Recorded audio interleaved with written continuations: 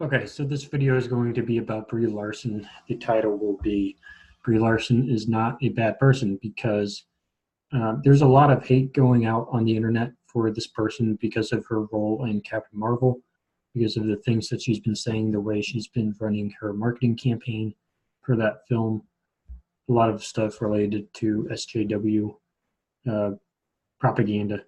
But what I wanted to do was offer a different approach to this controversy by showing some videos that actually show a different side of her, uh, to actually show people that the Brie Larson, who's Captain Marvel, is not the same person as she was a few years back, to show that she has changed and that there is someone else beneath Captain Marvel who actually is a very decent human being. So that's what this video is going to be about. I'm going to just play a few videos and then I'm going to show an article and show you guys some research I've done on her.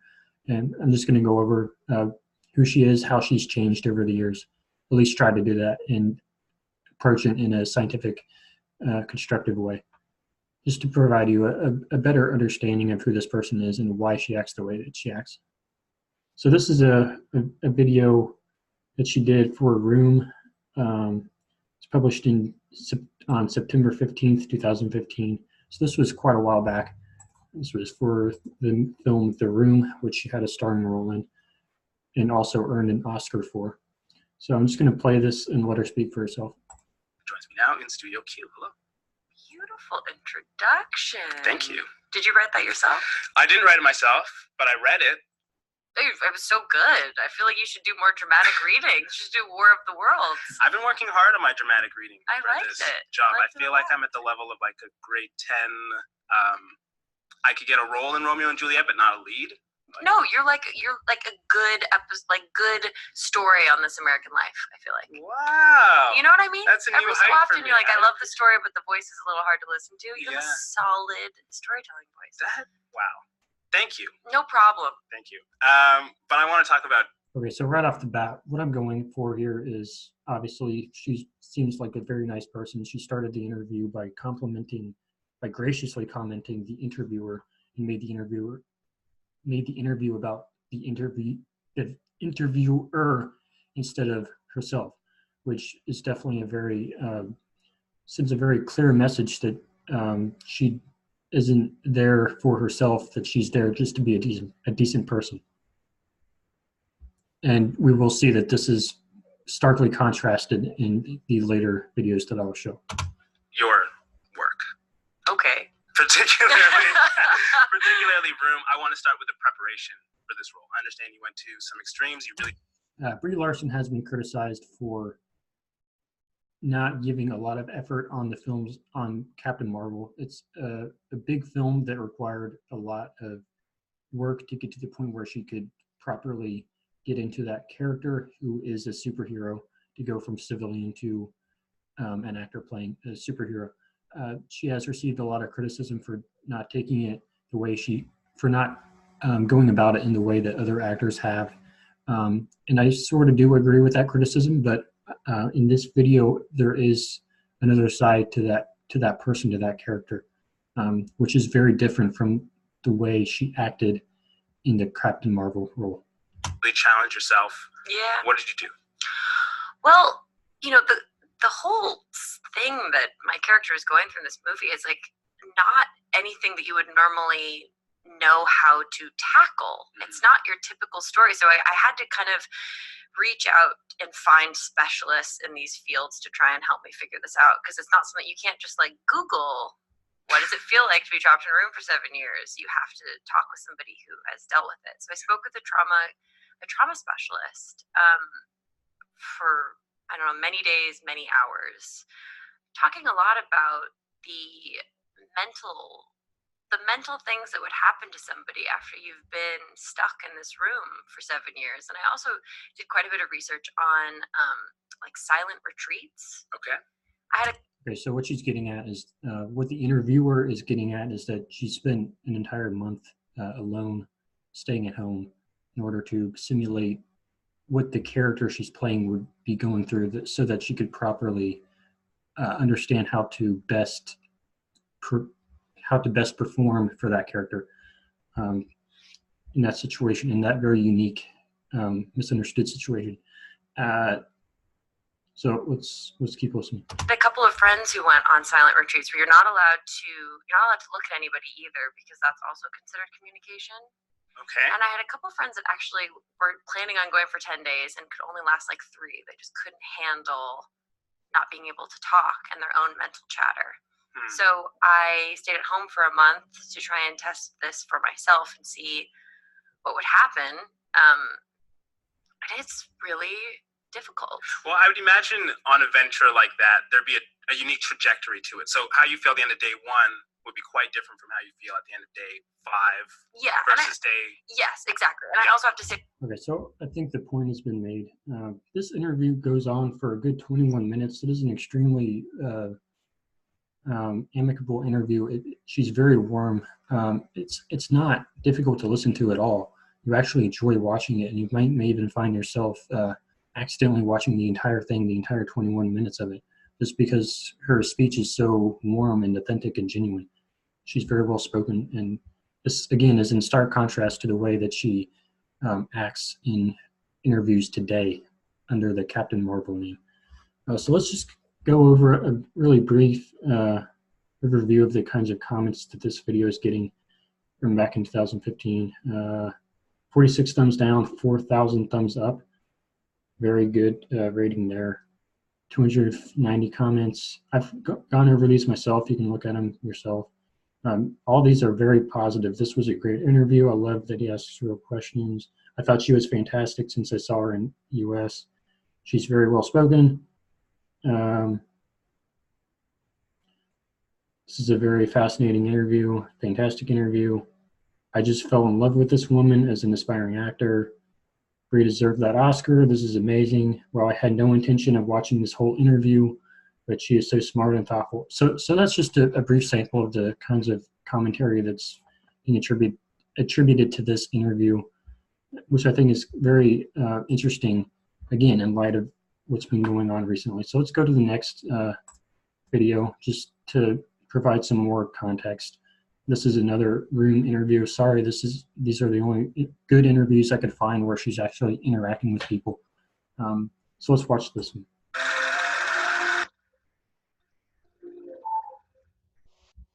Hey, Red Eye. This is Brie Larson. And I'm here having a nice chat about everything other than this movie that I've got opening on October 23rd called Room. Check it out. If you had a huge room that you could design however you wanted, That's a great question. the floor could be a trampoline in one area, you could have a McDonald's. Basically, it's your own personal, like, you know the movies Blank Check and Richie Rich? It's my favorite movie ever. Your version of that. My dream to have a check of $1 million started from that movie. How would you design your ideal room? Oh my gosh, this is such a good idea. So first of all, one wall would probably be...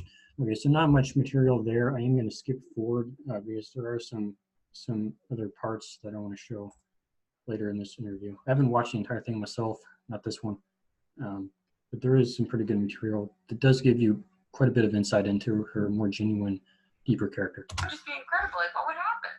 I really hope that this gets to happen They'd now. probably have a slushie together. And they get drunk enough to go on the trampoline. This is a dream room.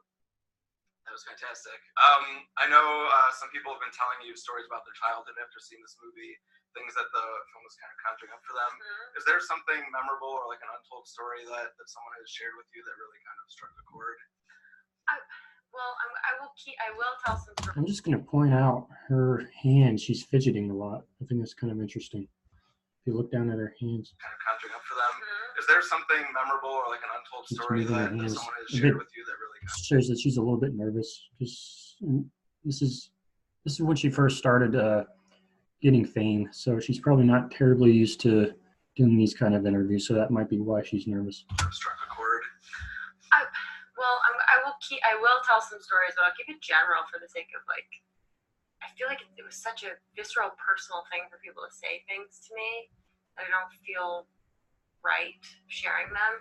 But what's interesting is that it comes from this place of watching Ma, who then they see as me being the vessel of it, be so vulnerable and open, then they immediately feel comfortable opening up in this way. That's really interesting. But it reminds. Okay, so not too much material there as far as what I'm looking for.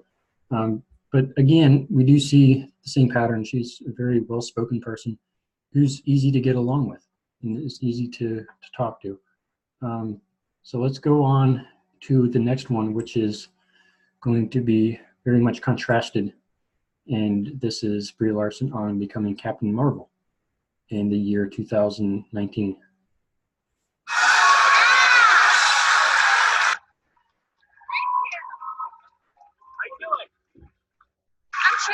Wow, you're the captain now. I feel like first time I met you, you weren't captain, and now you're the captain. Yeah, I was always the captain. You just didn't. Okay, so that's not exactly what we're used to after establishing that previous pattern. I mean, look at her face right there, and the way she responded like that. Just want to play that again. First time I met you, you weren't captain, and now you're the captain. Yeah, I was always the captain. You just didn't. That is not the same person that we saw before. There's a huge change there. Did you at all consider, I know the big premiere is across the street tonight, did it ever cross your mind, maybe I'll wear the costume to this thing? Maybe I'll wear the outfit? Have you considered maybe you should wear the costume? I would love. Again, a very different person. She's changed a lot, at least in what I'm seeing in this particular interview. I mean, the way she says that, her tone, the way she said it, her facial expressions, and just the context, it's just wrong. It's not what, I don't really know how to explain why it's wrong. It's just that. Okay, I'm sure you understand exactly why this is wrong. Most people probably do, but yeah, let's continue. Love to wear the costume. I don't know that I'll fit in the costume, but it's certainly worth the try. I'll get into it. What was that look? Look at her face right there. Costume, but it's certainly worth it. Look at that face. Try. I'll get into it. What do you is that think, guys? about? Should Jimmy go across the street? Okay, well, that's not too bad. I feel like that's like a legal contract. I've heard that when audiences cheer, it means that that's like a signed contract. Well, yes, it is a verbal contract, and if you have the costume, I would consider wearing the costume if I can get everything into it. You know what I'm saying? Ninjas everywhere. So Yeah. someone out there. How has long got ago this. was it that you Does she have the costume? I don't know. first agreed to play Captain Marvel? I think it was at least 3 years ago. It's a long time. Mm-hmm. Look at her face right there. It's completely different character than what we saw before. The way she's just her facial expression right there. Okay, I think that's enough because I think we all know who Brie Larson is now. So let's go into this psychology article from Psychology Today. I'll link this below. This article is about what happens to people when A, they want to gain stardom or fame, and B, what happens when we get it. Let's also look at this article from Wikipedia, her bio. The basic message coming from this biography on Wikipedia is that she started out small. She was poor when she grew up. She had a pretty rough childhood, and she's been trying to achieve stardom or fame or a large amount of fame for quite a while, and she only just recently achieved it. So you can look at this for yourself. I'm not going to read it, but I will skim through it. I'm not even going to skim through it because it's so long. So I just provided the general summary. It basically just says that she's been trying to do it for a long time. And she's had a lot of minor roles, but her first big break, so to speak, was Room. And what I believe is that started to change her. So you can look at this article. It basically says that everybody wants fame. Most people want fame. When people, instead of children these days wanting to be firefighters or policemen or plumbers or whatever. They want to be famous. That's what everybody wants these days. So that's what this article is talking about, and it also talks about how it can treat the brain the same way addictions treat the brain. It's very negative. While it doesn't dive into the actual symptoms of somebody who is infected with so-called fame, sickness, or addiction, it does give you a good basis from which you can assert that there is something going on psychologically that could be the reason for her sudden shift in character, as seen in these 3 YouTube videos. So I will link both of those below. The reason I'm not going to give an in-depth overview for that is because I really haven't done enough research to properly address the issue in detail. So let's go over to her Twitter real quick. There is a video down here that I kind of want to look at. I don't know what this is. Okay. So right here, I'm just looking for signs of her character.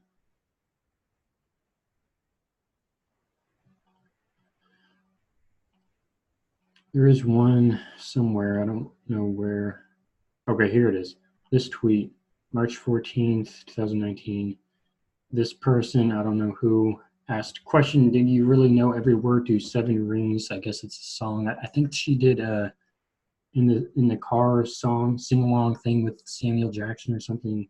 The song was Seven Rings. I'm not sure. I think that's what it was. So the person asks, does she really know every word to it, or is she just really good at reading off a teleprompter?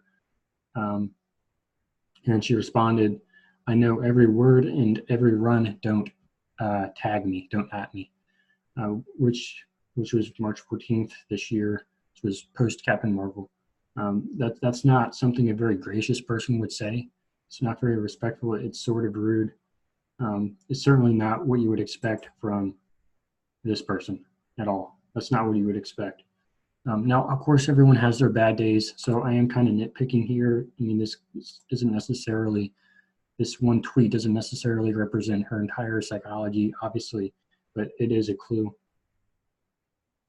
Okay, so what I am seeing is that there are a lot of pictures with her in the picture. Okay, this is what I wanted to show.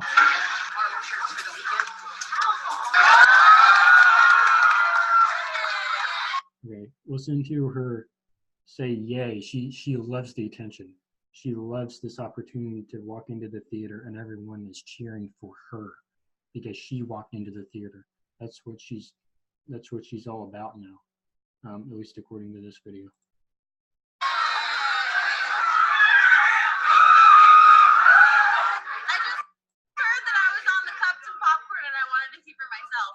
Oh, so she heard that her face was on the popcorn cup, and so she just had to come see for herself. She had to go see her face on that popcorn cup,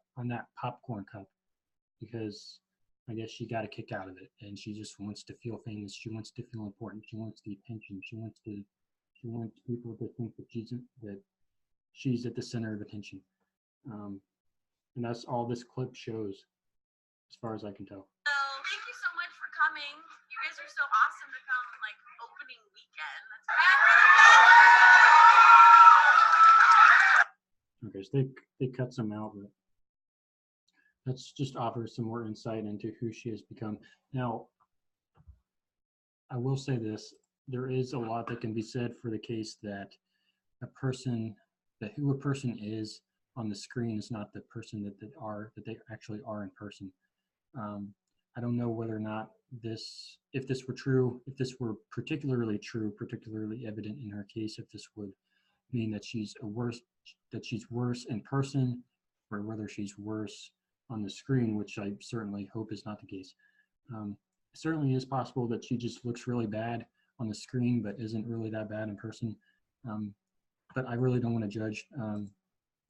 Again, the purpose of this video is just to attempt to show the dynamic change from this person into this person with that look. So I just wanted to show that argument and just show that people are more complicated than who they become because of one film or because of one franchise. I just want to make sure that people understand that, and that they can see people for who they truly are and not just who they look like they are on the screen.